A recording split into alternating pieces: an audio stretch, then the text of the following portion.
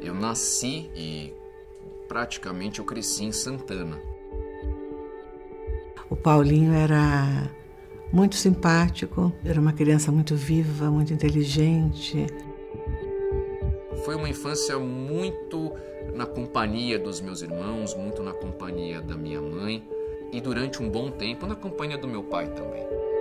O meu ex-marido foi fazer um curso de administração hospitalar. Lá ele se estendia com os amigos, né? E bebia. Eu lembro do meu pai bebendo cerveja à noite em casa. Tudo que era tão bom começou a ficar ruim e eu não sabia por quê. Meu pai começou a beber e discutir muito com a minha mãe e era muito difícil a convivência com o meu pai nessa época. Ele foi para a clínica de alcoolismo e drogas. Aí ele voltou entendendo que não devia beber, né? Esses 27 anos de vida que meu pai teve depois que ele entrou em abstinência, ele deve à minha mãe. Quando o Paulinho começou a beber, realmente eu não percebi muito. O Paulinho é sociável, é simpático, é bonzinho, né? E não bebia em casa. E o ano em que eu entrei na faculdade foi justamente o ano que meu pai foi internado. Aí eu comecei a beber um pouco mais, porque ali na faculdade havia muita facilidade para se beber. Mesmo assim, durante um bom tempo, a bebida alcoólica não causou problema para mim. Eu já sabia que a doença era hereditária, né? Só que eu achava que meus filhos nunca iriam tomar esse caminho. Chega uma hora que esse controle é perdido, mas a gente não percebe como uma perda de controle. Então eu percebi porque ele não se formava. Ele entrou na faculdade com 17 anos, né? Ele era um bom aluno. Nessa época em que eu já não tinha faculdade e não tinha trabalho, eu bebia até desmaiar. E desmaiar pode ser em qualquer lugar. E eu então fui lá na faculdade saber o que estava acontecendo. Ele só tinha feito o primeiro ano. E do segundo devia umas coisas, do terceiro outras. Aí foi assim. Aí eu fiquei muito brava com ele. Chegou um determinado dia, por uma razão qualquer, eu queria o carro emprestado e convenci minha mãe a me emprestar o carro por um período de tempo. E eu peguei o carro, bebi, naturalmente fiquei muito bêbado e bati num carro parado.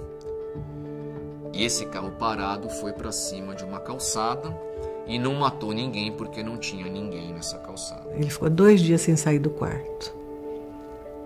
Aí no segundo dia eu fui falar com ele. O Paulinho bati na porta do quarto. O que aconteceu e tal. Aí ele falou, não mãe, nunca mais eu vou beber. Eu bati num carro parado.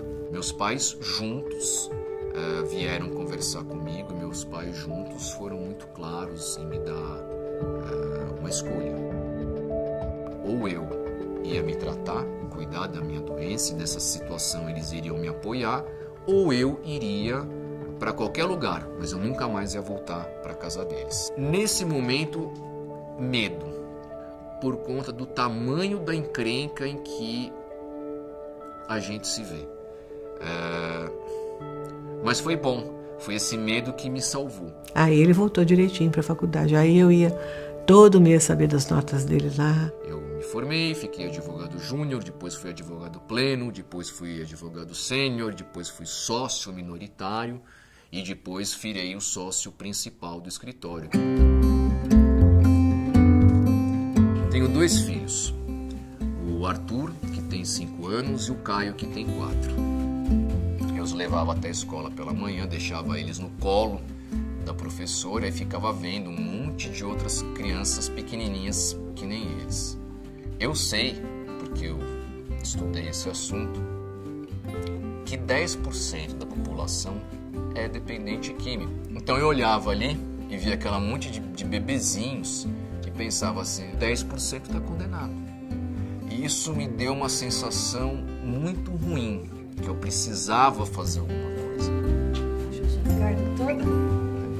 Agora eu acho ele muito corajoso de se abrir e querer ajudar outros, né? E a gente teve a ideia de criar o Movimento Vale a Pena. O Movimento Vale a Pena nada mais é do que um ambiente virtual na internet em que nós procuramos divulgar informações e prestar algum tipo de serviço, algum tipo de apoio, não só para os dependentes, mas principalmente para os familiares.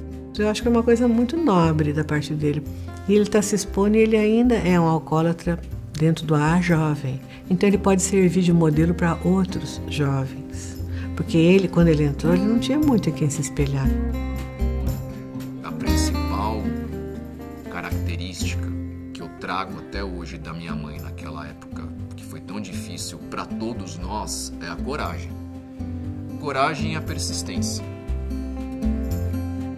Eu acho que o amor é muito importante sempre, né? Eu acho que tudo, em tudo na vida, o que fala mais alto é o amor.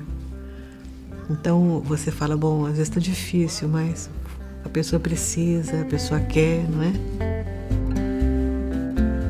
Mas acho que a minha vida nunca teve tão boa, porque acho que eu lembro o tempo que eu não tive paz, né?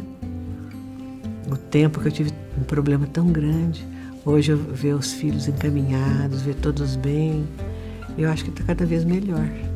Quem sempre teve paz não percebe a paz. Quem sempre teve segurança não percebe a segurança. Agora eu que não tive, eu percebo. E cada noite que eu vou dormir, e cada dia que eu levanto, eu percebo e eu agradeço a Deus.